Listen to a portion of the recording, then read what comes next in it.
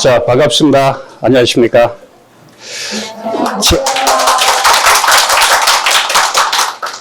그래, 크게 격려해줘서 고맙습니다. 자, 앞으로 2시간 공인중개사 제27회죠.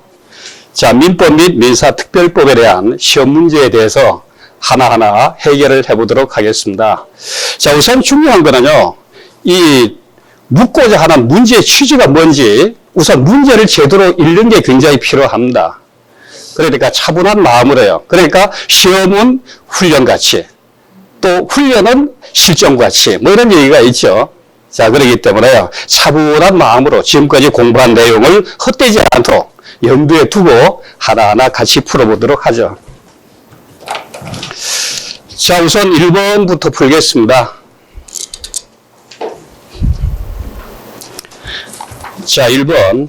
갑은 을에 대한 3억 원의 채권을 담보하기 위하여 을 소유의 X토지와 Y 건물에 각각 1번 공동저당권을 취득하고 병은 X토지에 피담보 채권 2억 4천만 원의 2번 저당권을, 정은 Y 건물에 피담보 채권 1억 6천만 원의 2번 저당권을 취득하였다. 자, X토지와 건물이 모두 경매가 되어서 X토지의 경매대가 4억 원, Y 건물의 경매대가 2억 원이 동시에 배당되는 경우, 정이 Y 건물의 경매 대상에서 배당받을 수 있는 금액은 얼마일까요? 고르는 문제죠. 자, 다툼이 있을 때는 판례에 따른, 이거는 이제 기본적으로 제시되는 문구입니다. 자, 참고하시고요. 자, 이 내용이 지문이 상당히 깁니다. 그러니까 처음에 이런 질문이 나오는 문제가 딱 나와버리면은 굉장히 당황하게 돼요. 처음부터 읽다 보면 이게 무슨 말인지 중간쯤 읽다 보면은 헷갈리게 되는 거죠. 자, 그렇지만은 차분하게 하나씩 한번 같이 정리해 보도록 하겠습니다.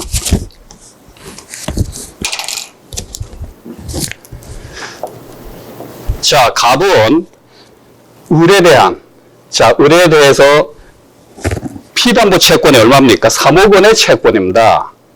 자, 3억 원의 이 채권을, 금전 채권을 3억 원이 적은 돈이 아니죠. 그래서 담보를 받습니다.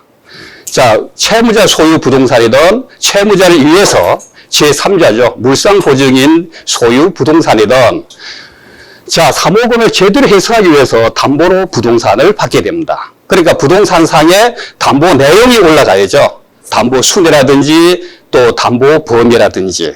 자, 그래서 이제 우리는 근저당권을 설정을 합니다. 그런데 문제에서는 저당권 이렇게 나오죠. 자, 실무에서는 근저당권으로 다 가고요. 이론적으로는 저당권이 기본 형식이다 보니까 저당권이라는 표현을 해놓습니다. 똑같이 보시면 될 것 같고요.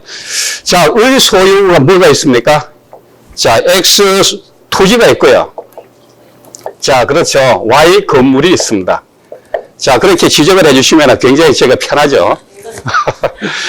자, X토지 Y 건물을 요 3억 원의 채권을 요 피담보 채권을 하는 거예요. 근저당을 통해서 담보가 되니까. 자, 요 3억 원을 제대로 받기 위해서 X토지 Y 건물 채무자 소유입니다. 자, 요걸 요 두 개의 부동산이잖아요. 토지 건물이 별도의 부동산이잖아요. 우리나라에서는. 그래서 요 두 개를 담보를 설정하는데 어떻게 담보 설정을 합니까? 공동으로 담보를 설정합니다. 자, 그래서 우리나라 실무에서 이걸 두 단어로 표현하면 뭐가 될까요? 그렇죠. 공담. 이렇게 나가는 거죠. 자, 공담이라고 얘기를 합니다. 공동담보로 설정했어요. 그러니까 X토지에도 1번 근저당권 해가지고요. 설정 등기가 등기부 갑구영지에 나옵니까? 을구영지에 나오죠. 근저당권.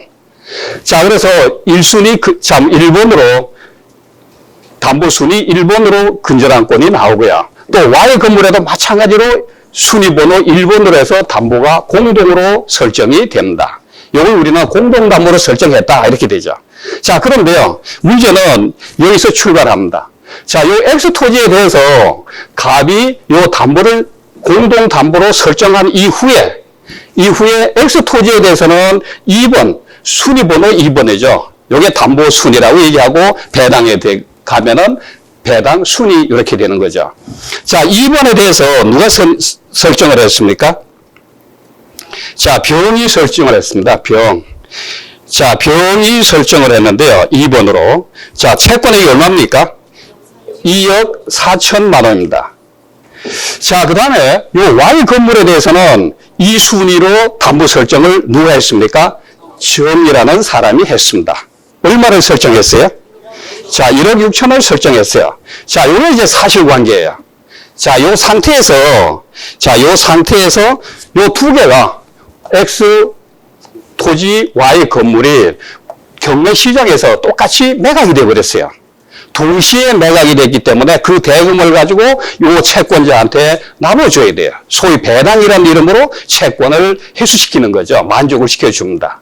자, 배당을 할 때는 1순위가 3억을 받을 채권자거든요. 갑으로서는. 그러니까 두 개를 동시에 배당을 했는데, 매각을 했는데, 얼마가 됐습니까? 요 X 토지에 대해서는 4억이 매각 대금으로 나왔고요. 저 Y 토지에 대해서는 얼마가 나왔어요?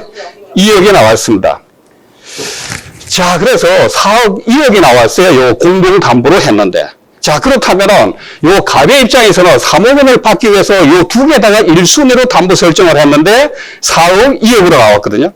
그러면 요 3억을, X토지 4억 중에서 3억을 받아갈 건지, 아니면은, 요 Y 건물에서 2억을 받아가고, 나머지 1억을 X토지에서 받아갈 건지, 배당의 방법은 여러 가지가 있을 수 있지만은, 요건 어떻게 됩니까? 동시에 매각이 되어가지고, 두 개 부동산을 동시에 배당하는 관계가 되는 거죠. 자, 이걸 우리는 동시 배당이라고 얘기를 합니다. 그러니까 공동담보에서 요 담보가 3억, 받을 돈이 3억이잖아요. 자, 이럴 때는 공동배당으로 이제 하게 되는데요. 요 때는 요게 동시 배당이라고 얘기를 합니다. 이럴 때는 요 두 개 매각 금액에 안분을 하는 거예요. 자, 안분을 한다는 얘기는 뭡니까? 채권 요 금액에 비례 해가지고 3억에 충당한다는 얘기입니다. 그럼 안분이라는 게 그거거든요. 그럼 여기서 어떻게 계산될까요? 자, 4억에서 2억이면은 총 얼마입니까? 자, 6억 중에서 6분의 4, 6분의 2가 되는 거예요. 그러면 여기서 받을 돈이 3억이잖아요. 그러면 3억 곱하기 6분의 4, 3억 곱하기 6분의 2에서 X토지 Y 건물에 대한 배당금으로 받아가는 거예요. 안분한다. 이렇게 되죠. 자, 그럼 얼마가 돼요? 자, 6분의 4니까 요 3억에서 2가 되죠. 그렇죠. 3 곱하니까. 그러면은 요게 2억이 나오고요. 요건 얼마 나옵니까? 6분의 3이니까. 자, 6분의 2니까 1억이 나오게 됩니다. 그러면 X토지에서 2억, Y 건물에서 1억이라는 돈을 배당을 받게 되고 3억의 채권이 충족이 되게 됩니다. 자, 이렇게 해서요, 이제 받아가는데, 자, 그렇다면 문제는 여기서 나오는 거예요. 자, 문제는 정의 경우입니다. 병도 아니고요. 정의 경우입니다. 그러면 1순위라는 건 여기에 담보 순위 2번이라는 거는 우선 변제권이 있잖아요. 얘가 독점적으로 다 변제를 받아간 나머지 돈을 가지고 그 다음에 후순위 채권자가 받아가는 거예요. 우선 변제권자가요. 자, 그러면은 요 3억 갑은 이제 받아갔죠. 1순위는 받아갔으니까 남는 돈 중에서 병이 받아가야 돼요. 병인 얼마 받아갈까요? 자, 여기서 4억 중에 2억을 갑이 받아갔으니까 나머지 2억을 병이 받아가는 거예요. 그러니까 받을 채권액은 2억 4천인데 얼마가 됩니까? 2억을 받아가니까 2억만 배당을 받게 되는 거죠. 자, 그 다음에 정은 어때? 요게 문제잖아요. 자, 정은 요 1억으로 1순위 근저당권자가 받아갔잖아요. 동시배당으로. 받아갔으니까 나머지 2억 중에 1억이 남잖아요. 그러니까 1억을 받아가고 6천만 원은 못 받게 되는 거죠. 자, 그러면 여기서 정답은 뭘까요? 자, 4번이 정답이 됩니다. 자, 여기서 궁금한 게 있습니까? 시간이 많지 않기 때문에요. 그냥 짧게 한 마디 여쭤보시면 아주 좋을 것 같아요. 자, 다 이해하셨죠? 자, 결론적으로 얘기하면은, 요런 긴 문장일수록 너무 이제, 신경 쓰지 말고요. 아주 자연스럽고 편한 마음으로 그냥 여기에 들어가면서 읽어가면은 시간이 굉장히 절약이 됩니다. 자, 이렇게 해서 이제 1번 문제는 뭐 다 맞췄고요.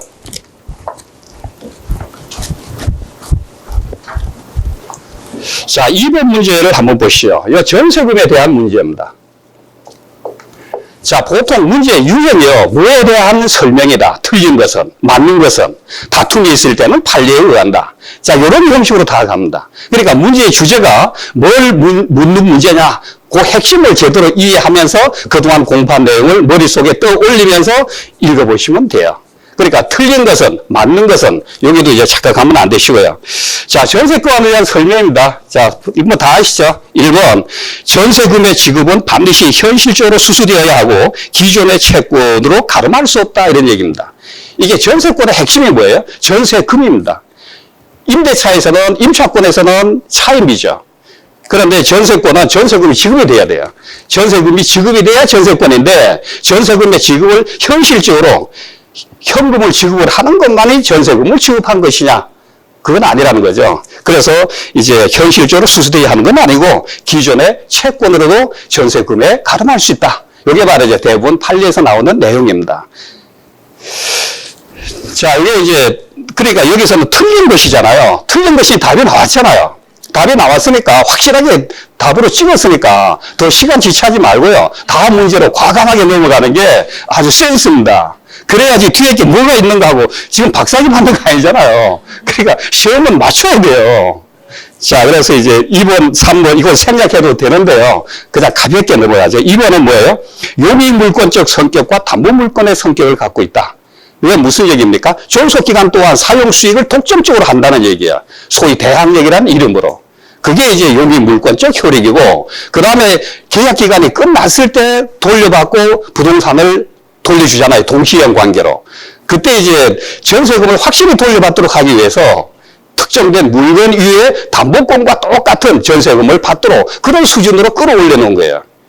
그래서 담보물권의 성격을 같이 갖고 있다. 그래서 전세권자도 우선 변제권이 인정이 되는 거죠. 우선 변제권이 인정되다 보니까 전세권도 근저당권과 똑같이 담보권 실행을 위한 임의 경매가 가능하다는 거예요. 물론 일부 전세권은 안 되죠. 그건 뒤에 한번 보죠. 자, 세 번째, 건물 일부에 대한 전세권자는 건물 전부의 경매를 청구할 수 없다. 맞습니까?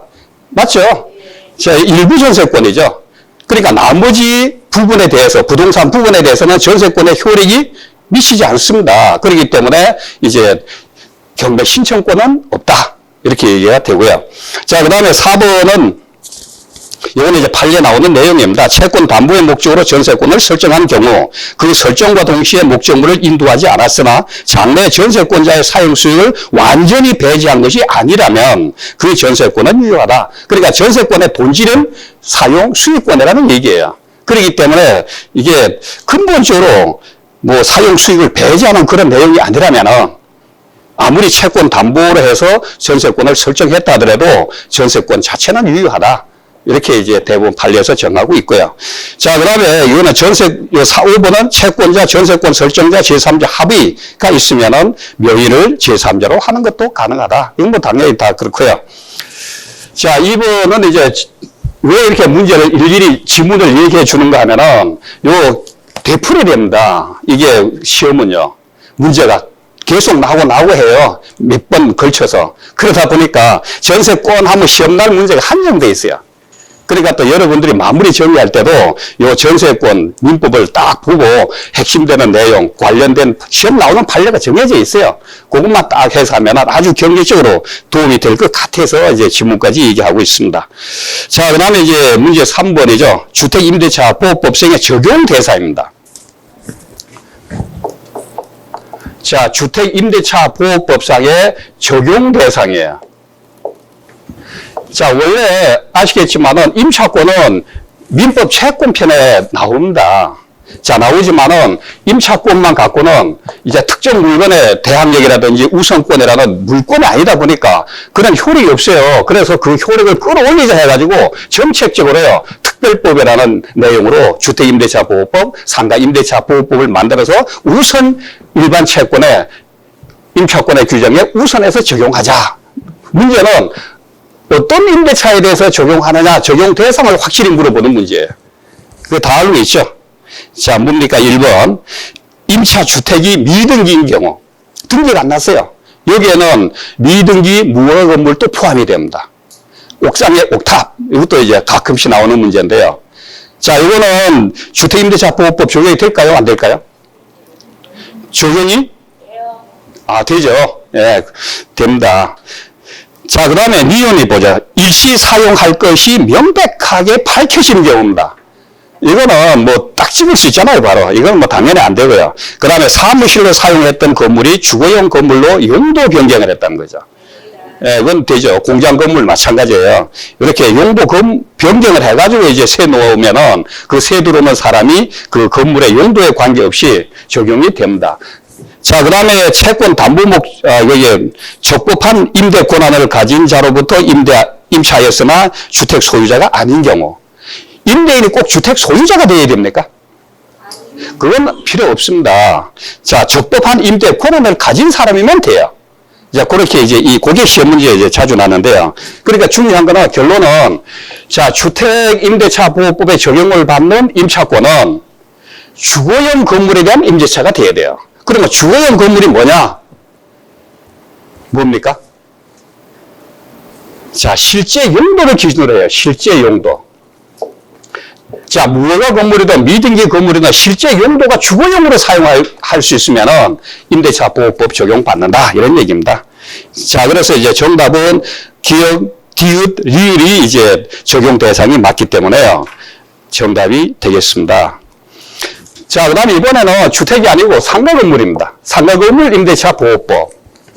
자, 상가 건물 임대차 보호법은 이거는 주로 이제 내용을 묻는 문제입니다. 자, 우선 1번 한번 보죠. 임차인의 대항력을 갖추기 위해서는 상가건물 임대차 보호법상의 얘기입니다. 임대차 계약서상의 확정일자를 받아야 된다. 확정일자 굉장히 중요한 거죠. 받아야 되죠.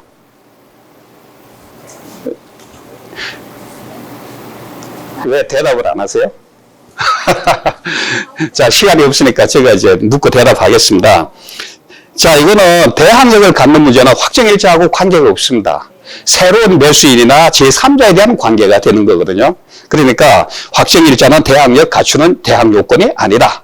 자, 그 다음에 이제 사업자 등록의 대상이 되지 않는 건물에 대해서는 적용되지 않는다. 맞습니까? 자, 상가건물은 뭡니까? 사업자 등록을 할 수 있는 영업용 건물이 돼야 돼요. 상가건물이 되자면은. 그렇기 때문에 사업자 등록을 할 수 없다. 그럼 대상이 안 되는 건물 같으면은 애당초 법이 적용이 안 돼요. 그렇죠? 그러니까 여기 옳은 건 뭐가 되겠어요? 자, 2번이 되는 거죠. 답이 금방 나와요. 자, 그 다음에 그 뒤에 지문은 그냥 간단하게 읽겠습니다. 기간을 정하지 않아요. 임대차 존속기간을. 그러면 최단 존속기간이 몇 년입니까? 상가 건물의 경우에는? 1년이죠.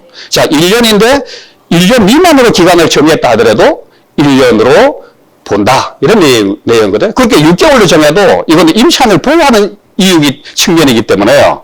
자, 1년으로 한다. 그 다음에 4번에 보시면은 전차인이 있습니다. 전차. 그러니까 임차인이 다시 세를 넣는 거예요. 그러면 임차인이 전대인이 되는 거고 다시 세 들어오는 사람은 전차인이 되는 거예요. 그런데 문제는 전차인이 됐든 임차인이 됐든 월세를 잘 내야 되잖아요. 임대차는 차임이 핵심이잖아요. 그러니까 보증금도 차임이고 월세도 차임이고 보증금이나 보증금 플러스 월세도 차임이에요. 그러니까 월세를 연체를 했어요. 몇 달 안 냈어요? 1기에 해당되는 경우 이렇게 나오거든요. 그러니까 이거는 1기가 아니죠. 3기에 해당되는 차임이 연체가 돼요. 그러니까 떨어져서 안 되든 연속해서 안 되든 관계없고요. 연체 액수가 이제 3기에 해당되면 된다. 이렇게 보시면 돼요. 이 문제는 꼭 나와요. 그렇기 때문에 한번 정리를 확실히 해둘 필요가 있습니다. 그 다음에 5번에 보시면은 이게 상가건물 임대차 보호법의 권리금 회수에 관해서 굉장히 신경 써가지고 규정을 해놓은 부분이에요. 이제 임대인은 원칙적으로요, 권리금을 반환해줄 의무가 있을까요, 없을까요? 없어요. 자, 없지만은 권리금을 받아나가는 걸 최소한 반년하지 말아야 안 되겠느냐. 그래서 반의하는 유형을 쭉 정해놓고요. 그 다음에 반의했다 그러면은 임차인으로 하여금 손해배상을 청구할 수 있도록 규정해놓고 있습니다. 자, 그러면 손해배상 청구하는 건 언제까지 할 수 있도록 내두면 안 되죠. 일정 기간을 만들어 둬야 돼요. 자, 소멸시효 기간으로요. 그러면 몇 년 동안 행사할 수 있을까요? 3년 동안 손해배상을 청구할 수 있어요. 그럼 언제부터냐 이런 얘기죠. 여기 보면은 그 반예가 있는 날부터 3년 이내에 했는데요. 반예가 있는 날이 아니고 뭐가 될까요? 임대차 관계가 종료가 된 날이죠. 자, 그 관계만 이해하시면 될 것 같습니다.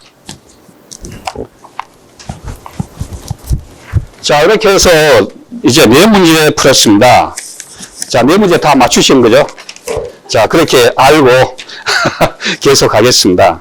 자, 이번에는 가등기 담보 등에 관한 법률입니다. 자, 채권자가 담보 목적 부동산의 소유권을 취득하기 위해서요, 채무자에게 실행 통지를 할 때 밝히지 않아도 되는 것은 이런 문제입니다. 자, 이 문제가 나왔을 때 우선 뭘 생각해야 될까요?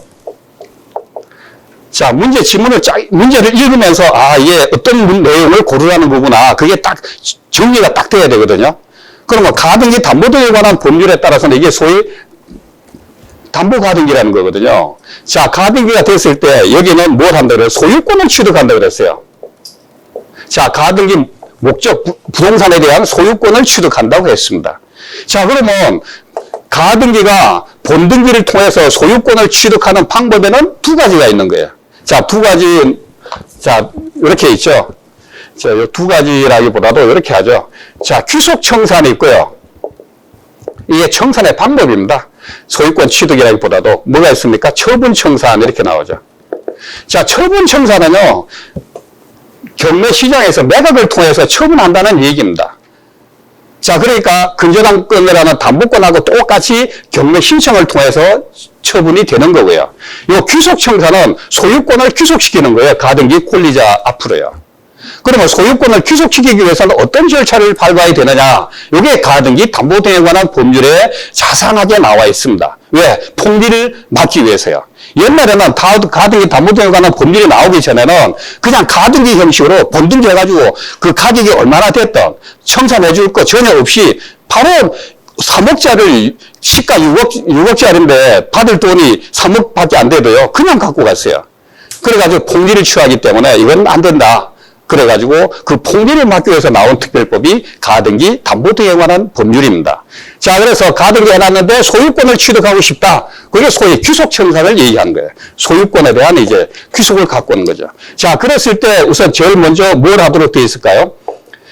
자, 귀속시킨다나 처분한다나 통지를 해야 되죠. 자, 처분 통지입니다.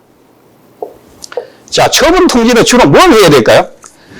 자, 변기계가 언제다 지나갔는데 왜 돈을 안 주느냐. 그런데 요 부동산 당신이 줘야 할 돈이 6억이다. 그런데 요 부동산을 보니까 지금 9억이다 시가가. 자, 시가가 9억인데 내가 받아야 할 돈, 당신이 부담하는 채무가 6억이니까 얼마를 돌려줘야 돼요? 3억을 돌려줘야 되잖아요. 이걸 뭐라 그럽니까? 청산을 해야 되는 거예요. 이걸 청산을 해야 소유권이 나한테 가등기 권리자한테 귀속이 될 수 있는 거예요. 이걸 주어야 지급을 해야 되거든요. 자, 그래서 처분 통지를 요 부동산의 평가액, 이거는 주관적인 거예요. 여기에 이의가 있으면 나중에 소송을 통하게 되는 거예요. 그러니까 청산을 요 시가, 부동산 평가액을 하고 여기에 받을 채권액을 계산해서 남는 돈 3억을 청산금을 해서 지급을 할 테니까 요 돈을 주든가 요 채무를 변제하든가 아니면은 요 청산금을 받고 소유권을 넘기든가 선택을 해라. 이런 내용의 통지가 되는 거예요. 만약에 보니까 이게 6억밖에 안 되는 거예요. 시가가. 가격이 떨어져가지고요. 그런데 내 받을 돈이 6억이에요. 그러니까 청산금이 없죠. 영원히 되는 거예요. 없을 때는 청산금이 없다는 그 뜻을 전해줘야 되겠죠. 그래가지고 청산 통지를 해가지고 2개월 여유를 줘야 돼요. 이게 그 채무자가 생각을 좀 해봐야 되잖아요. 그래서 법에서도 숙고기간이라 그래가지고 생각할 수 있는 기간 2개월을 두는 거예요. 그러니까 2개월이 지난 다음에 어떻게 합니까? 청산금을 지급을 하는 거예요. 자, 청산금을 지급하고 그 다음에 뭘 합니까? 요 귀속을 하는 거죠. 본등기를 해오는 거죠. 자, 그러니까 2개월 동안 채무자가 생각해 보니까, 이게 무슨 얘기냐? 이 부동산이 올라갔다 내려갔다 하잖아요. 주기적으로. 그러다 보니까 지금은 가격이 바닥이지만은 몇 년, 5년 후에는 또 가격이 올라갈 거니까 내 부동산을 주기 싫다. 이러면 어떻게 돼요? 2년 동안 참 2개월 동안 생각해 보니까 결론이 그거예요. 그럼 어떻게 돼요? 돈을 갚아버리는 거죠. 갚고 가등기를 말소해 버리는 거고요. 만약에 뭐 팔리지도 않는데 여사에 내놔도 그러니까 아주 청산금 받고 그냥 소유권 넘겨주겠다. 이런 생각을 하면은 어떻게 돼요? 청산금 받고 그 다음에 본등기 해주면 돼요. 그런데 문제는 다툼이 있는 게 현실적으로 이게 분쟁이 되는 거예요. 평가액이 얼마냐? 이게 주관적인 계산이다 보니까 채무자한테는 맞지 않는 거예요. 6억인데 지금 9억이 가는데 6억이라고 얘기한 거예요. 그럼 어떻게 돼요? 본등기 해달라면 소송을 할 거 아닙니까? 그러면 이 소송에서 이 변론을 통해서 이 평가액을 새로 내가지고요. 전문 감정사가 평가를 하고 이 청산금을 그때 지급을 해서 얼마를 지급하라. 판결이 그렇게 나갑니다. 자, 그렇게 해서 이제 진행이 되기 때문에요. 자, 이 원칙을 알아두어야 이런 유형의 문제가 나오면은 어떤 내용으로 나오든 다 해결할 수 있습니다. 이걸 염두에 두시면 되고요. 그냥 1번 보시죠. 청산금의 평가액. 자, 이게 바로 청산금의 평가액이 나오죠. 그 다음에 또 후순위 담보권자의 피담보 채권. 이게 후순위라는 거예요. 뒤에 나오는 건 생각할 필요가 없는 거예요. 가등기에서 본등기로 넘어가면은 뒤에 나오는 담보권자는 없어지는 거예요. 그리고 우리가 담보 설정할 때 앞에 가등기가 있는 걸 알고 내가 담보 설정하면 될까요? 안 될까요? 나중에 몇 년 후에 본등기가 되어버리면은 담보는 없어져 버리잖아요. 그렇기 때문에 이 후순위 담보권자의 피담보 채권액은 얘기할 필요가 없는 거예요. 의미가 없어요. 자, 그 다음에 3번. 통지 당시의 담보 부동산의 평가액. 요게 얘기하는 거고요. 그 다음에 청산금이 없다고 평가되는 경우 그 뜻. 그 다음에 또 5번. 뭐예요? 담보 목적, 가등기 한 게 두 가지가 있어요. 그러면 두 가지를 내가 다 소유권을 취득하기는 좀 그렇잖아요. 그러니까 어느 부동산에 대해서 내가 처분 통지를 하는지 그걸 밝혀줘야 되죠. 자, 이게 이제 5번의 지문입니다. 자, 그럼 여기서 정답이 뭡니까? 2번. 자, 그렇죠. 2번이 되는 거죠. 자, 이렇게 해서 이제 5번은 가등기 담보대에 관한 법률도 임대차 보호법하고 특별법이기 때문에요. 아주 자주 나옵니다. 그러니까 그걸 염두에 두고 정리하시면 될 것 같고요.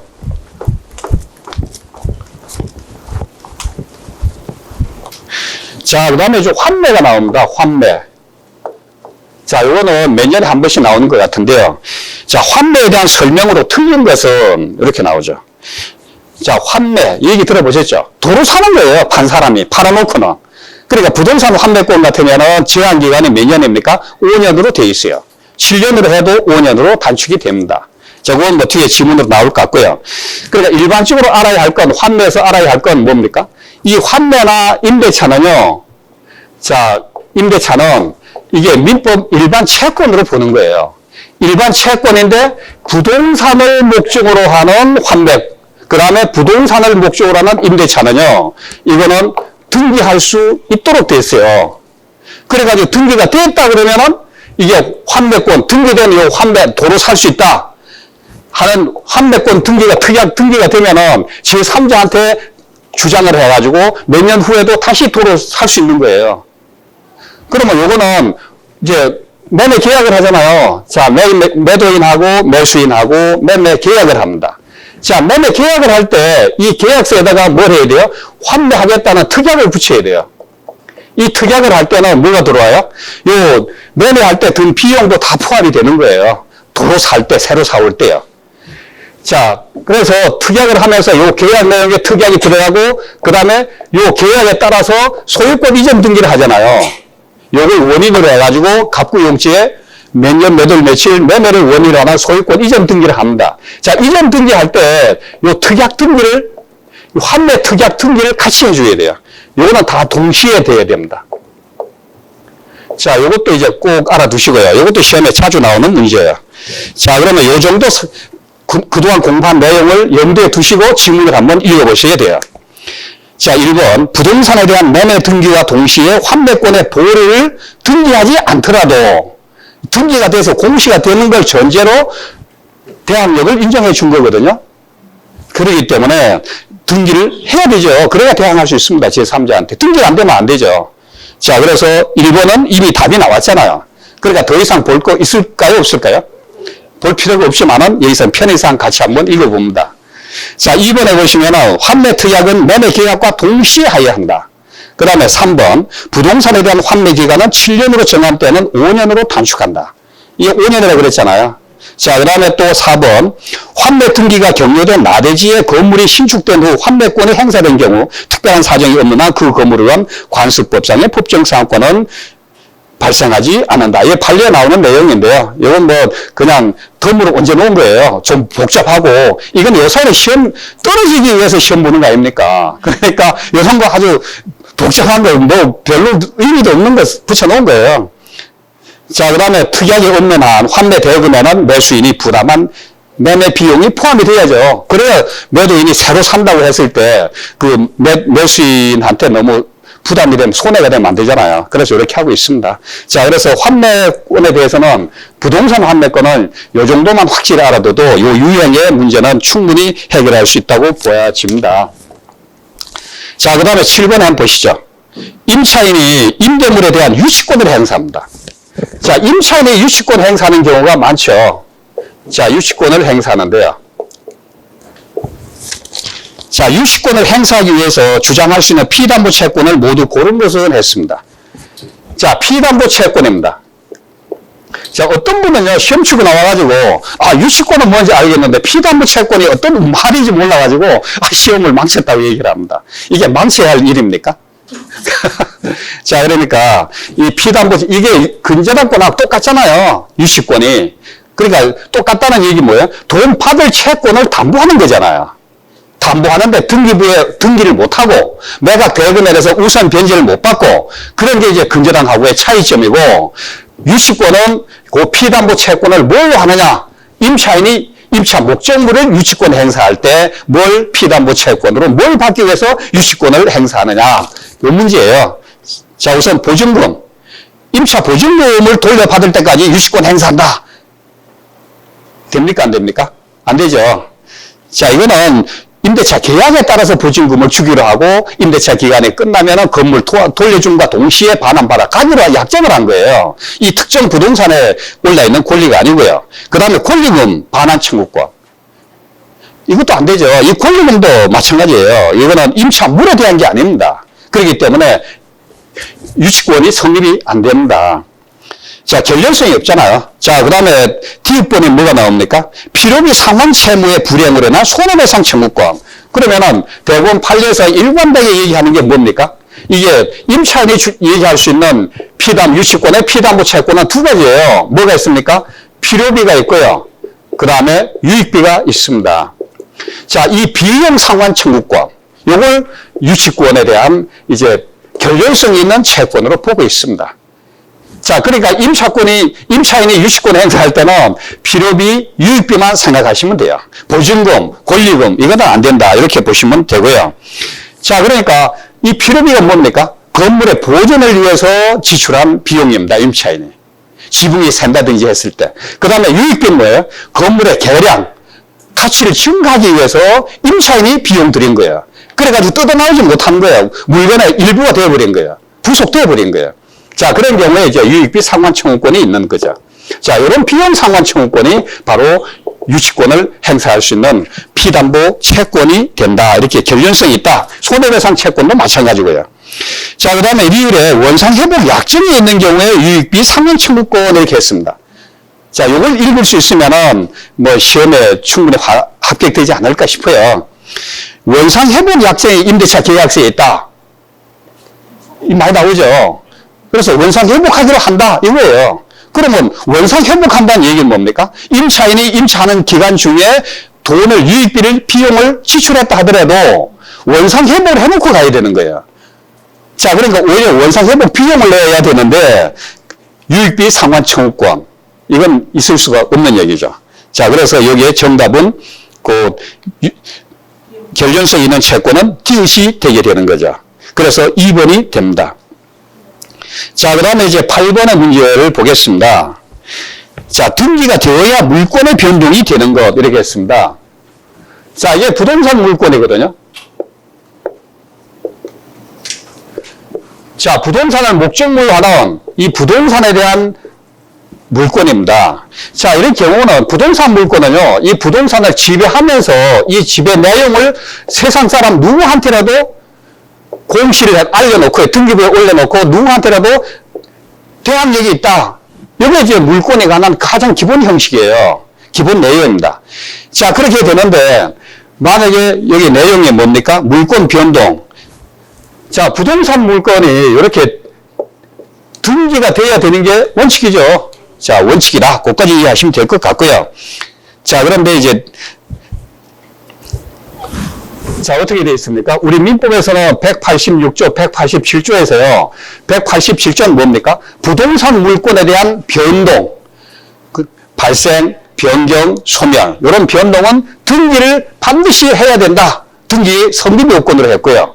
그 다음에 187조는 뭡니까? 상속이라든지 경매라든지 공용징수라든지 이런 경우는 등기를 안 해도 권리를 취득한다. 물권을 취득한다. 단 처분할 때는 등기를 해야 된다. 그래서 처분 요건이다. 이런 걸 염두에 두시고 이걸 읽어보시면 됩니다. 자, 그러면 여기에 공유물 분할 청구 소송에서 현물 분할의 협의가 성립이 됐어요. 그래서 조정이 됐습니다. 그러니까 법정에서 조정이 되면은 법원 사무관이 조정 조서를 작성을 해요. 판결문 쓰는 게 아니고요. 그러니까 조정 조서를 작성하면은 그 조정 조서를 가지고 집행을 하게 되는 거예요. 그러면 공유물 분할 소송에서 이제 조정 조서를 가지고 집행을 한다는 건 뭘까요? 분할 협의가 됐기 때문에 그게 현물 분할이잖아요. 협의가 됐기 때문에 조정 조서에 나온 그 분할 내용대로 우선은 분필해야 돼요. 지분을 먼저 나눠야 돼요. 그래서 분필 절차를 먼저 거친 다음에 그게 확정되면은 그 내용을 등기부에 등기하는 거예요. 그러니까 등기를 해야 비로소 물권을 취득을 하게 되는 거예요. 특정된 부동산에 대한 물권이죠. 그러니까 이게 등기가 있어야 물권 변동이 되는 거는 1번입니다. 그렇게 보시면 되고, 그 다음에 2번은 건물 소유자가 법정지상권을 취득해요. 법정지상권이라는 뭐예요? 법률의 규정이나 관습법에 의해서 성립이 되는 건물 소유자를 위한 토지사용권이 법정지상권이잖아요. 자, 그렇기 때문에 법정지상권의 취득은 법률이나 관습법의 내용에 의해서 이루어지는 거지 등기를 해야 이루어지는 것은 아니다. 그런 얘기고요. 그 다음에 또 분묘기준권은 뭡니까? 분묘기준권도 마찬가지로 대법원 판례에서 관습법상 인정되는 물권이잖아요. 그러니까 등기할 필요가 없는 거죠.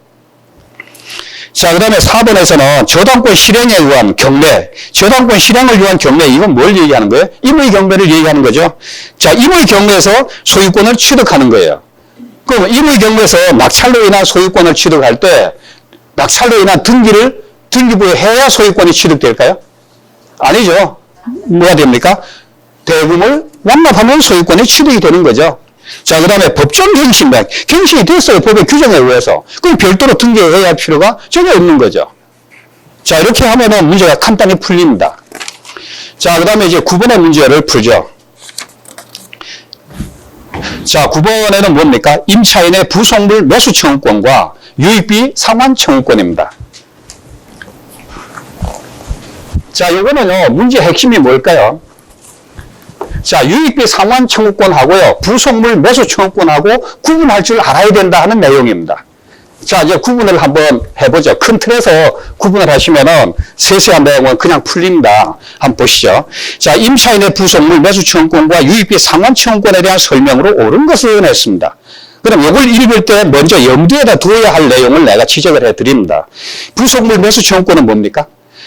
임차인이 임대차 계약을 하고 들어가 살면서 임대인으로부터 내가 산 게 있어요. 매수한 물건이 있습니다. 그 다음에 또 임대인의 동의를 얻어서 내가 사 들어온 물건이 있어요. 자, 그런 물건은 임대차가 끝났을 때 임대인한테 매수 청구를 할 수가 있다는 거예요. 자, 매수 청구할 수 있고요. 그 다음에 또 그게 이제 부속물 매수 청구권이에요. 그 다음에 유익비 상환 청구권은 뭡니까? 건물의 개량, 가치 증가를 위해서 이제 비용을 지출한 거죠. 객관적인 가치가 증가되어야 됩니다. 그리고 현존하고 있어야 돼요. 그럼 여기서 핵심은요, 유익비 상환 청구권은 독립된 물건은 유익비 상환 청구권이 안 돼요. 갖고 나올 수 있습니까? 부속물, 독립되지 않는 부가된 물건에 대해서만 유익비 상환 청구권이 가능합니다. 이제 부속물 매수 청구권하고 이게 구분이 좀 되시죠. 자, 그런 걸 염두에 두시고 문제를 읽어보죠. 자, 그리고 1번, 유익비 상환 청구권은 임대차 종료 시에 행할 수 있다. 맞습니까? 유익비 상환 청구권은요, 그 임대차가 끝나야 비로소 청구할 수 있어요. 그런데 건물의 보존을 위해서 비용을 지출했다. 이럴 때는 그게 필요비가 되잖아요. 필요비 상환 청구권은 돈을 지출하고 바로 임대인한테 청구할 수 있어요. 그게 이제 필요비 청구권하고 상환 청구권하고 유입비 상환 청구권이 비교되는 내용입니다. 이제 그것도 이제 비교를 해놓으면 되고요. 자, 그래서 1번에 이미 답이 나왔어요. 자, 그렇지만 2번 쭉 보죠.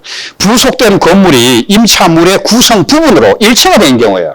이게 독립물이 아니란 얘기잖아요. 자, 그러면 특별한 사정이 없는 한 부속물 매수 청구권의 대상이 된다. 뭐가 틀렸어요? 부속물 매수 청구권이 아니고 유입비 상환 청구권이죠. 그 다음에 3번. 임대차 기간 중에 부속물 매수 청구권을 배제하는, 배제라는 게 알죠? 자, 부속물 매수 청구권을 인정 안 한다. 이런 약정을 한 거예요, 당사자 간에. 그러면 이런 경우는 임차인한테 불리하더라도 효력이 있다. 맞습니까? 자, 이거는 임대차보호법이 편견적 강행 규제이잖아요. 임차인을 유리한 쪽으로 해석을 한다는 게 기본입니다. 그럼 이거는 매수 청구권을 포기시키는 거는 있을 수 없는 얘기죠. 그러니까 이거는 이제 틀린 내용입니다. 자, 그 다음에 4번. 일시 사용을 위한 것이니 명백한 임대차의 임차인은 부속물 매수를 청구할 수 있다, 없다. 이렇게 나오죠. 그러면 일시 사용을 위한 게 명백하다는 얘기는 임대차보호법이 적용이 안 되는 거죠. 임대차보호법 적용이 안 되니까 매수 청구권도 인정 안 된다. 이렇게 이해하시면 됩니다. 자, 그 다음에 유입비 상환 청구권은 임대인이 목적물을 반환받은 날로부터 1년 내에 행사해야 한다. 자, 유입비 상환 청구권을 언제라도 행사할 수 있도록 하면 안 되잖아요. 일정 기간을 두고 행사하도록 해야 됩니다. 1년일까요? 목적물을 받은 날로부터 임대인이, 그러니까 임차인이 그 반환한 날로부터 6개월 이내에 해야 됩니다. 1년이 아니고요. 그러니까 여기 1번으로 답이 정확하게 나왔다 싶으면은 미련 두지 말고 다음 문제로 넘어가셔야 됩니다. 자, 문제 10번 보시죠. 자, 갑은 자신이 점유하고 있는 건물에 대해서 을을 상대로 유치권을 주장하고 있다. 이게 유치권의 핵심이 점유잖아요. 그러니까 점유하고 있다. 그런 관점에서 문제를 읽어 나가야 돼요. 다음 설명 중 틀린 것은 했거든요. 자, 1번. 갑이 건물의 수급인으로서 소유권을 갖는다면, 이게 수급인으로 하니까 연구가 좀 들어가니까, 괜히 이게 맞는지 틀린지 헷갈릴 수가 있어요. 그러나 이런 용어에 휘둘리지 말고요. 이거 한번 잘 생각해 보세요. 이 갑이 자신이 점유하고 있다 그랬잖아요. 그러니까 만약에 갑이 건물의 수급인이다 그러면 어떻게 돼요? 수급인이라는 게 뭡니까? 도급인, 수급인이 나오잖아요. 자, 도급인은 누가 됩니까? 건설업자가 되는 거죠. 건물을 지어주는 사람이 되는 거고요. 수급인은 누가 되는 거예요? 맡긴 사람이 되죠. 그런데 건물이 갑이 점유하고 있으면서 건물의 수급인이 갑이니까 소유권을 갑이 갖고 있다는 얘기잖아요. 자, 그렇다면은 갑이 유치권을 행사할 수 있느냐? 자, 갑의 유치권은 인정되지 않는다 이런 얘기거든요. 맞습니까? 네. 맞죠? 이거는 유치권은요, 다른 사람의 소유 물건이 돼야 돼요. 동산 유치권이든 부동산 유치권이든. 그래서 소위 타물권이라고 얘기하는 거예요. 근데 이거는 자기 소유 물건에 대해서 소유권이 있는데 유치권을 행사하면 그건 말이 안 되죠. 자, 2번 보시죠. 갑이 건물의 점유에 관해서 성관주의 의무를 위반하면은 채무자 을은 유치권의 소멸을 청구할 수 있다. 맞죠? 이거 보고요. 이렇게 합리적으로 뭔가 얘기가 진행되잖아요. 그럼 맞는 거예요. 주저하지 마시고. 자, 그 다음에 3번. 갑은 유치권 행사를 위하여 자신의 점유가 불법 행위로 인한 것이 아님을 증명해야 한다. 자, 소위 입증 책임이 누구한테 있느냐 하는 얘기예요. 이게 소송에 들어가면 변론 과정에서 입증을 어느 쪽에서 해야 되느냐, 입증을 안 하면은 판결에서 불이익을 받는 그 책임, 부담, 이걸 우리는 입증 책임이라고 얘기를 해요. 그럼 여기서 유치권이 내가 점유가 불법적으로 안 하고 참 정당하고도 적법한 내용으로 점유하고 있다. 이걸 그러면 유치권자가 증명을 해내야 되느냐 이거예요. 이런 내용이거든요. 이건 어떻게 될까요? 이게 유치권을 우리 민법 320조에서 인정을 할 때요. 이런 법의 320조 요건에 충족되는 권리 행사라면은 진성 유치권으로 본다. 따라서 유치권자가 점유하고 있는 점유 내용도 적법한 것으로 추정한다. 이 추정이란 말을 알죠. 자, 우리는 전문가니까 뭐 그 정도 내용은 알겠죠. 설명 안 하겠습니다. 그러니까 유치권자가 점유하고 있다. 그 점유의 방법이 불법이 아닌 적법한 것으로 추정한다는 거예요. 추정한다는 얘기는 상대방이 유치권자가 불법적인 방법으로 점유한다는 걸 입증을 해내야 되는 거예요. 상대방이 입증하는 거예요. 추정이 되니까. 적법하다고 추정이 되니까요. 자, 그건 됐고요. 4번. 채무자들이 건물을 직접 점유하고 이를 매개로 하여 갑이 간접 점유를 하고 있는 경우 갑의 유치권이 인정되지 않는다. 그렇죠. 자, 이거는 읽어보면 그럴듯하면은 맞는 거예요. 자, 병이 건물의 점유를 침탈하더라도 갑이 점유를 반환 청구권을 행사하여 점유를 회복하면은 갑의 점유권은 되살아난다. 자, 요거는 좀 정리를 해야 돼요. 유치권이 이제 한 2, 3년의 텀을 둬도요. 이게 유치권이 자주 나와요. 자, 유치권 하면은 요 정도 내용은 알고 있어야 돼요. 유치권은 점유하는 동안에만 인정되잖아요. 그러니까 이 유치권자가 점유권을 적법하게 하고 있는데 뺏겼다. 자, 그렇다면은 유치물 반환 청구권을 행사하는 거예요. 자, 그래 되면은 점유가 회복이 되잖아요. 자, 점유가 회복이 되면은 점유권은 되살아나게 됩니다. 자, 그러니까 침탈당했다 그러면 일단은 유치권이 상실되는 거예요. 점유의 상실과 동시에. 자, 상실이 이제 되지만은 점유물 반환 청구권을 행사해가지고 회복이 된다면은 점유권은 되살아나게 된다. 그래야 유치권자를 보호하는 측면이 되는 거죠. 자, 이런 내용으로 이해하시면은 유치권에 대한 문제도 이제 어떤 문제가 나와도 뭐 답을 내기에는 문제가 없을 것 같고요. 자, 그 다음에 11번의 문제를 보죠. 이거는 제3자를 위한 계약입니다. 자, 제3자를 위한 계약. 다 아시죠? 자, 이거는 제3자를 위한 계약이라든지 이런 내용은 진짜 가끔씩 자주 나오는 얘기입니다. 자, 제3자를 위한 계약 내용을 한번 이렇게 기본 내용을 한번 보시죠.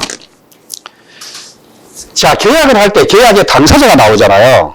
자, 계약의 당사자가 나오는데, 자, 요약자가 나오고요.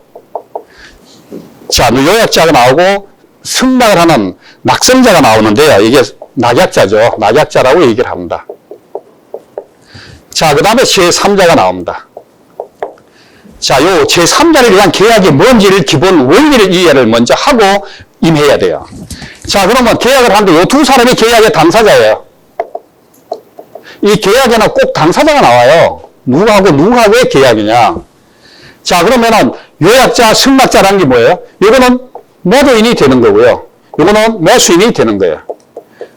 자, 그러면은 여기서 요약자는 어떤 얘기를 해서 매도인이 되느냐. 이 부동산을 팔면서요. 자, 매수인한테 이 X 부동산을 팝니다. 매도를 하면서 이 대금을 지급을 받아야 되잖아. 지급을 받아야 되는 거예요. 매도인이요. 대금을 지급을 받는데 이 요약자는 이 대금 받아가지고 얘한테 줘야 돼요. 제3자한테. 자, 제3자한테 줘야 돼요.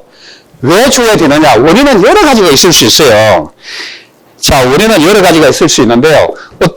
줘야 할 어떤 대가가 있을 거예요. 이걸 대가 관계라고 얘기를 합니다. 요거는 이제 요 두 사람 간의 당사자가 되어가지고 이게 계약 관계가 되는 거죠. 자, 계약 관계가 됩니다. 이걸 제3자의 계약에서는 기본 계약이라고 얘기를 합니다. 기본 계약 관계. 자, 이렇게 되고요. 자, 그러니까 요약자가요, 요 매도인이 요 매수인 보고 요 매매 대금만큼은 요 나를 주지 말고 제3자한테 주세요 라고 요청을 합니다. 그러니까 매수인이 뭐라고 합니까? 아, 좋습니다. 승낙을 해요. 계약을 승낙을 합니다. 약속을. 자, 승낙을 하면은 어떻게 돼요? 제3자한테 뭘 해야 되는 거예요?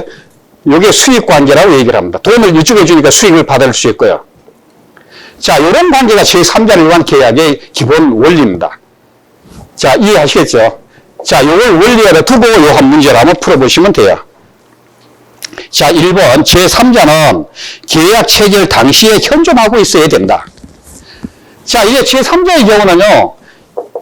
이게 판례로 그런 게 나와요.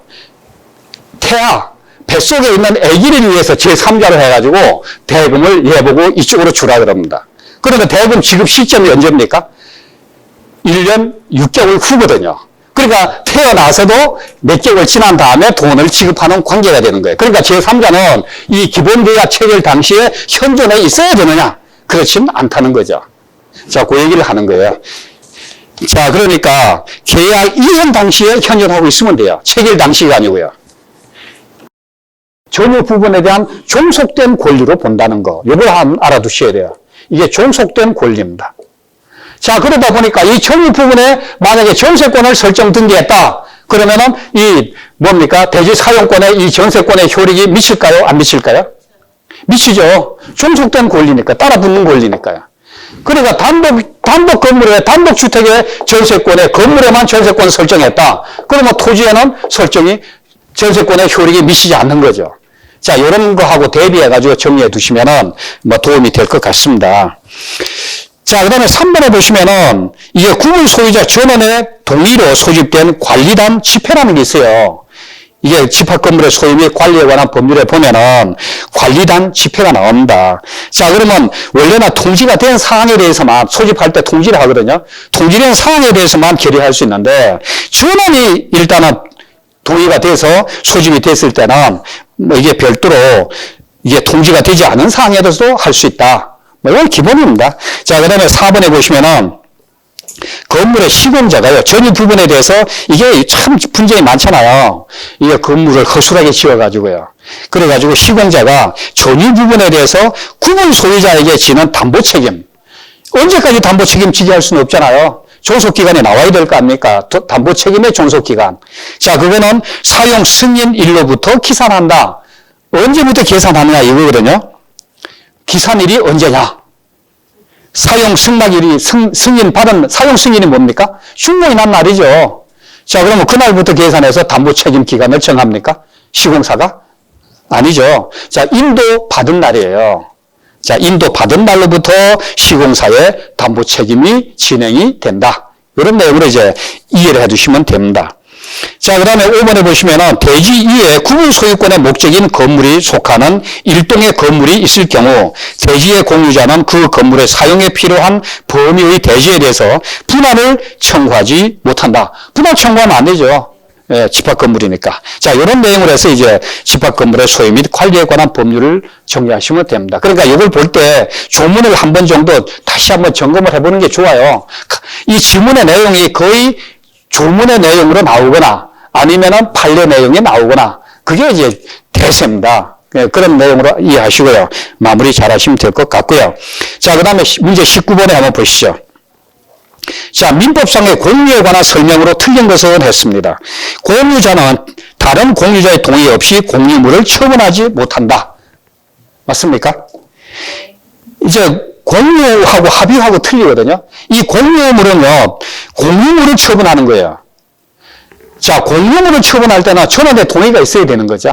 자, 그러니까 다른 공유자의 동의 없이 공유물을 처분하지 못해요. 그렇지만은 공유자가 갖고 있는 특정 지분에 대해서는 그것도 지분 처분의 자유가 인정되니까 마음대로 할 수가 있죠. 자, 그런 내용으로 이해하시면 되고요. 그 다음 2번. 공유자는 특약이 없는 한 지분 비율로 공유물의 관리 비용을 부담한다. 이건 당연한 얘기죠.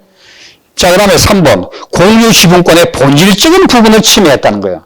여기에 이제 강점을 둬야 돼요. 본질적인 부분을 침해했다.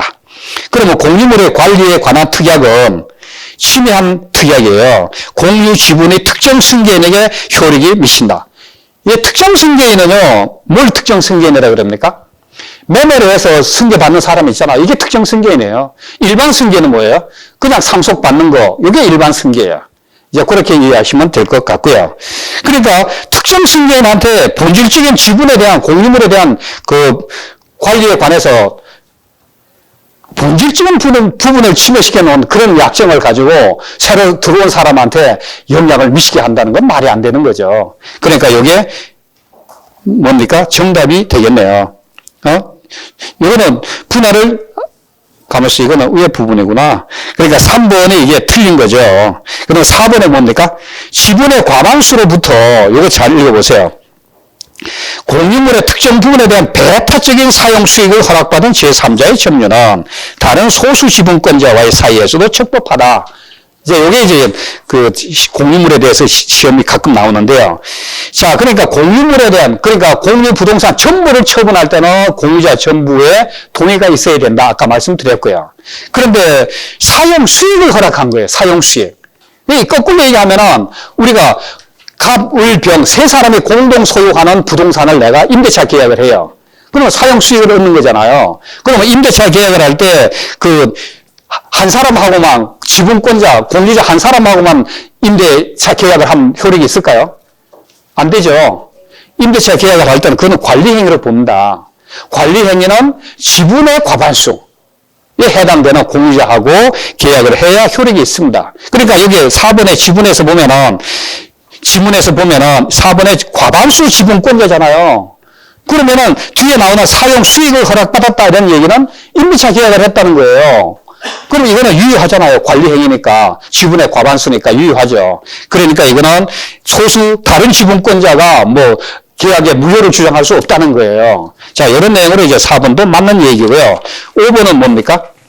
공유물의 소수 지분권자가 다른 공유자의 협의 없이 자신의 지분 범위를 초과해서 공유물의 일부를 배타적으로 점유하고 있는 경우 다른 소수 지분권자가 공유물의 인도를 청구할 수 있다. 자, 이거는 이제 맞습니다. 차분하게 읽어보시면 되고요. 이게 정답은 3번이 되는 거죠. 자, 본질적인 공유물의 관리에 대해서는 본질적인 부분을 침해하는 약정을 해서는 안 돼요. 자, 그런 내용으로 정리하시면 될 것 같고요. 자, 20번의 문제를 보죠. 자, 합유입니다. 자, 공유하고 합유, 공유가 빈번하게 더 나오긴 하는데 합유도 이제 시험에 출제가 되죠. 자, 합유하면요, 우선 염두에 둬야 될 게 뭡니까? 조합으로서 공동 소유하는 거예요. 그러니까 공동 소유하면은 공유, 합유, 총유 세 가지가 법에서는 있잖아요. 그러면 그 합유가 뭐냐?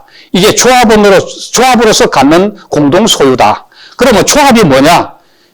그러니까 조합원으로 구성된 거잖아요. 그러면 조합원의 지위가 어떻게 돼요? 이 기본적으로 알아야 돼요. 이게 이제 합유 지문의 핵심적인 지문입니다. 뭡니까?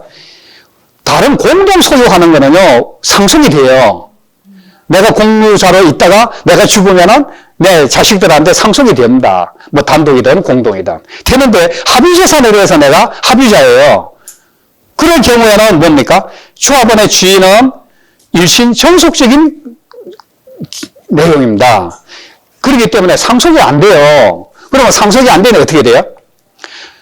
합유의 지위를 내가 잃어버렸다. 그러면 나머지 합유자한테 돌아가는 거예요. 그게 상속이 되지 않는다. 그게 하나 핵심으로 이제 정리해 두시면 되고요. 그러니까 이게 조합이라는 거는 조합체가 훼손돼 버리면요, 이게 합유라는 게 종료가 되는 것이죠. 자, 이런 내용을 염두에 두시고 지문을 읽어보시면 됩니다. 자, 1번을 보시죠. 자, 합유재산에 관해서 합유자 중 한 사람이 임의로 자기 단독 명의의 소유권 보존 등기를 한 경우에 자신의 지분 범위 내에서는 유효하다. 이게 맞을까요? 이게 공유하고 헷갈리기 쉬워서 지문을 이렇게 냅니다. 자, 우리가 공유일 때는 어떻게 합니까? 공유가 만약에 그 두 사람이다. 2분의 1 지분으로 공동 소유해요. 요새 이제 젊은 부부들 많이 그래 하잖아요. 그래가지고 부부가 이제 2분의 1 지분으로 건물을 딱 소유하고 있습니다. 자, 소유하고 있는데, 자, 한 사람 이름으로 등기를 다 했어요.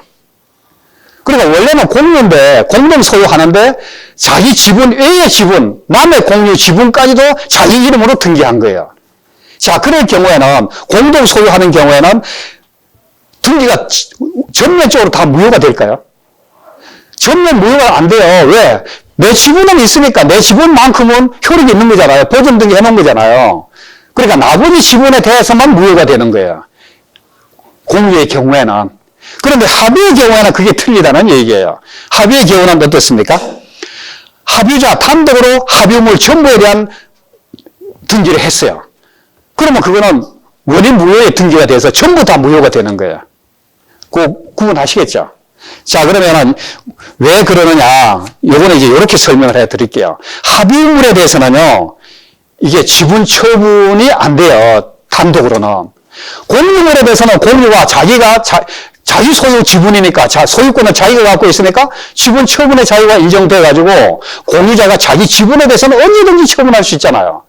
그런데 합의물에 대해서는 그 합의자의, 그 구성원 합의자의 한 사람 지분에 대해서는 다른 사람의 동의가 없어갖고는 그 지분을 처분 못해요. 무슨 말인지 알죠? 그러니까 합의물에 대한 지분 처분에 대해서는 합의자 전부의 동의가 있어야 되듯이 합의자 이름으로 된 합의물에 대한 등기도 그 지분이 있다 하더라도, 합의자의 지분이 일부 있다 하더라도 그거는 전면적으로 효력이 없다는 얘기예요. 그게 공유하고 관련해가지고 한번 이제 정리를 해두시면은 도움이 될 것 같아요. 이제 공유 합의는 그것만 알아도 뭐 정답을 도출하는 데 문제 없을 것 같고요. 그 다음에 합의물에 2번, 합의물에 대한 보존행위는 특약이 없는 한 합의자 각자가 할 수 있다. 이 공유물도 마찬가지죠. 보존행위는 각자가 할 수 있는 거예요. 자, 그 다음에 3번에 보면은 합의자 중 일부가 사망한 경우에, 사망을 했다. 그러면은 합의물은 찬존 합의자가 2인 이상이면은 찬존 합의자의 합의로 귀속된다. 맞죠? 그 다음에 부동산에 대한 합의 지분을 포기한 거예요. 지분을 포기한다는 건 뭡니까? 소유권을 포기하는 거잖아요. 그러면 소유권을, 권리를 포기한다는 얘기는 부동산 물권에 대한 변동이 오는 거잖아요. 발생, 변경, 소멸. 그게 변동이라고 하는 거예요. 그러면은 합의 지분을 포기했다는 얘기는 자기 지분 상당의 소유권을 포기한 거기 때문에 반드시 등기해야 한다. 그런 원리를 통해서 이해를 하셔야 됩니다. 그 다음에 5번에 뭐예요? 조합체의 해산으로 합의는 종료한다. 뭐 이건 맞는 거죠. 자, 이렇게 해서 이제 합의에 대해서 공유하고 대비해서 정리를 한번 해봤습니다. 자, 지금 시간이 어떻게 되는지 모르겠는데요. 어떻게 더 원하시나요? 아니면? 한 두 문제만 더 풀어드릴까요? 자, 복잡한 거 두 문제만 더 풀게요. 한 5분 정도만 더 하죠. 자, 이런 기회 만들기 평생 없잖아요. 오늘 말고 평생 또 있겠습니까? 이렇게 모였을 때, 두 개 해서 여러분들이 또 국가시험에, 국가고시에 합격하는 영광을 안는다면, 그보다 더 반가운 일이 어디 있겠습니까? 자, 그런 마음으로 저는 또 두 문제를 풀어드립니다. 자, 문제 21번입니다. 자, 갑은 2015년 10월 17일 경매 절차가 진행 중인 의소유 토지를 취득하기 위하여 이걸 옆에다 이렇게 표시를 좀 해가면서 읽어야 돼요. 자, 병에게 매수 자금을 지급하면서 내가 병한테요, 돈을 줘가면서 낙찰받으라고 한 거예요. 병 명의로 소유권 이전 등기를 하기로 약정하였다. 자, 그러면 병은 이 약정에 따라 이 토지에 대한 매각 허가 결정을 받고 매각 대금을 완납한 후에 자신의 명의로 소유권 이전 등기를 마쳤다. 다음 설명 중 옳은 것을 고르십시오. 자, 이자 등은 고려하지 않고 다툼이 있으면 판리에 따름 이렇게 나옵니다. 자, 여기서 우리가 지문에 들어가기 전에 우리는 뭘 확정해야 될까요? 묻는 취지가 뭔지를 확인을 확실히 해야 돼요. 확정을 해야 돼요. 그리고 우선 갑은 병한테 낙찰을 받으라 그래서 돈을 준 거예요. 그러니까 그 돈으로 병이 낙찰을 받았어요. 그리고 대금 완납하고 소유권을 취득을 하고 이전 등기까지 했습니다. 자, 이런 상태에서 기억, 니은, 디귿 어느 게 맞고 틀리냐 이걸 구분해내는 거죠. 자, 기억이 뭡니까? 갑과 병의 관계. 갑이 돈을 주어서 병의 이름으로 낙찰을 받았잖아요. 그러면 매각 허가 결정이 병한테 난 거예요. 그럼 우리가 법원 경매를 사법상 매매 관계로 보잖아요. 그러니까 매매 관계라는 게 바로 뭐예요? 매각 허가 결정이 바로 매매 계약이에요. 그러다 보니까 매각 허가 결정이 누구 이름으로 났어요? 병 이름으로 났잖아요. 명의신탁을 한 거잖아요. 그러면 이거는 무슨 명의신탁이에요? 계약 당사자가, 그러니까 낙찰자가 매각 허가 결정을 받은 계약의 당사자거든요. 자, 그렇기 때문에 명의 수탁자가 계약의 당사자다. 이런 식으로 그래 얘기되는 거예요. 명의 수탁을 받았잖아요. 병이. 명의를 내 명의로 해달라 부탁을 받아서 내가 내 명의로 간 거잖아요. 그럼 명의 수탁 받은 사람이 계약을 했기 때문에 이때 명의신탁을 계약 명의신탁이다. 이렇게 얘기를 합니다. 이제 그렇게 용어를 확실하게 정리를 해 두셔야 이제 딱 봐가지고 고를 수가 있어요. 자, 그러니까 계약 명의신탁이다. 자, 미은 갑과 병의 명의신탁 약정 사실을 을이 알았다면은 병은 토지 소유권을 취득하지 못한다. 자, 요거는 명의신탁 약정 사실을 을이 알았다면 하는 관계인데요. 이거는 어디입니까? 법원 경매를 통해서 낙찰받은 거예요. 그러니까 알고 자시고 선의 악의 전혀 관계없이요. 이거는 대금을 완납한 병이 소유권을 취득하는 겁니다. 자, 병이 소유권을 취득하니까 갑은 돈 대준 갑은 어떻게 돼요? 법률상 지위가? 어떻게 될까요? 저도 이제 명의신탁을 해놨다가요. 명의신탁을 해서 부동산 명의신탁이 그 실명제법에 따라서 명의신탁이 안 되잖아요. 금융도 마찬가지고. 그러다 보니까 내 이름으로 부탁을 해가지고 내 이름으로 계약한 게 아니고 계약 자체보다 계약 명의신탁이 된 거예요. 그런데 그게 가격이 몇 배로 뛰고 하니까 나한테 이전 등기를 안 해줘요. 아, 그런 사람들이 있어요. 그러니까 자, 그러면 이전 등기 안 했을 때 내가 그러면은 그 명의로 된 내가 부탁한 그 신탁한 그 사람한테 어떤 권리 행사를 할 수 있느냐. 이제 그게 이제 우리는 알아야 된다는 얘기예요. 시험도 시험이지만은 자, 그게 시험 문제 날 수 있는 여지가 많아요. 자, 그럴 때는 실명제법에 따라서 부동산 실명의자 등기에 관한 법률이죠. 실명제법에 따라가지고 이제는 부동산은 누구 소유로 된 거예요? 수탁자 이름으로 명의가 완전히 소유권이 넘어가 보는 거예요. 나는 소유권 달라고 못해요. 소유권 이전 등기 청구 소송을 해도 안 돼요, 그게. 그런데 얼마 전에도 된다고 모 변호사가 부장판사 출신 변호사가 된다 해가지고요. 소송 맡아가지고 하다가 안 됐거든요. 그래가지고 1인 시위하고 난리가 난 일이 있어요. 그러니까 우리가 이런 이제 공인중개사 되면 실제 거래 현장에 일선에 나서잖아요. 그러니까 이런 관계를 좀 폭넓게 이해하는 게 좋을 것 같아요. 그럼 어떻게 해야 됩니까? 자, 돈을 줬잖아요. 그러면 돈 준 거에 대해서 뭘 받아요? 그걸 반환을 받을 수 있죠. 왜? 부당이득이 되는 거예요. 법률상 원인 관계 없이 받은 거잖아요. 그래서 부당이득금 반환 청구를 할 수 있는 거예요. 그러면은 매수 자금 상당의 부당이득 반환 청구. 이자는 받을 수 있을까요? 못 받을까요? 자, 이자는 받을 수가 있죠. 법정 이자는 받을 수가 있어요. 그래서 여기에 질문 문제 나올 때 뭐로 나왔어요? 가로 열고 이자 등은 고려하지 않고 이렇게 나온 거예요. 그 얘기에 관련된 거예요.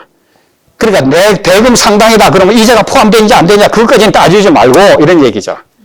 그래 문제 내는 사람도 상당히 고심을 하는 거예요. 시험 보는 사람 이상이나. 자, 그럼 그렇고요. 그 다음에 22번. 자, 요거는 간단합니다. 자, 간단할수록 신경을 써야 돼요. 자, 갑은 의 소유의 X 토지를 임차하여 사용하던 중 이를 매수하기로 을과 합의했습니다. 내가 임차한 목적물을 내가 사기로 한 거예요. 임대인하고 계약을 했어요. 자, 그래서 매매 계약을 했는데 계약서에는 X 토지를 안 하고 Y 토지를 한 거예요. 이쪽이 아니고 이쪽 건물로 계약서에 잘못 쓴 거예요. 자, 그랬을 때 이게 계약 관계가 그런 Y 토지에 대해서 효력이 있느냐, X 토지에 대해서 효력이 있느냐, 그러면 이거 착각을 이유로 해서 취소할 수 있는 법률행위가 되느냐, 매매 계약 자체가 성립하지 않는 무효가 되느냐, 이런 법률 관계를 판단하라는 얘기입니다. 자, 어떻게 될까요? 이 계약이라는 거는요, 주관적, 객관적으로 합치가 되는 게 계약입니다. 뭐가요? 의사 표시가요. 자, 의사 표시는 뭡니까? 내 마음에 있는 의사가 표현되는 거예요. 자, 그렇기 때문에요, 이 계약서에는 당사자의 의사가 놓여진 거잖아요. 그렇기 때문에 당사자 의사가 아닌 내용으로 갔다면은 그거는 O 표시라고 얘기하는 거예요. O 표시. 잘못된 표시라는 거예요. 그러면 O 표시가 됐을 때 어떻게 해석하느냐? 계약을. 그럴 때는 O 표시한 것이 이 계약에 어떤 무효의 내용으로 작용해서는 안 된다. 왜? 당사자의 의사가 있는데, 합치된 의사가 있는데 거기에 반해서 이 계약을 무효로 한다든지 취소할 수 있다 한다든지 그렇게 되면은 이건 해를 주면 안 된다는 거예요. 그래서 표시 자체는 잘못한 거기 때문에 단순하게. 그래서 해를 끼쳐서는 안 된다. 그래서 O 표시 무해의 원칙 이렇게 나온 거예요. 오늘 처음 들어보시죠.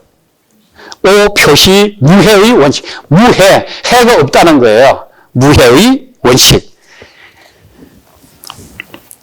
자, 그러니까 쉽게 얘기하면은 Y 토지에는 지금 서로 계약할 때 계약 목적물로 파는 사람이나 사는 사람이나 Y 목적물로 토지를 한 거는 의사표시에 전혀 관계가 없던 거예요. 자, 그렇기 때문에 O 표시 무효의 원칙에 따라서 이거는 X 토지에 대해서 계약에 효력이 미친다. 표시는 Y라고 했다 하더라도 이렇게 이제 정리하시면 될 것 같습니다. 자, 마무리 잘 하시고요.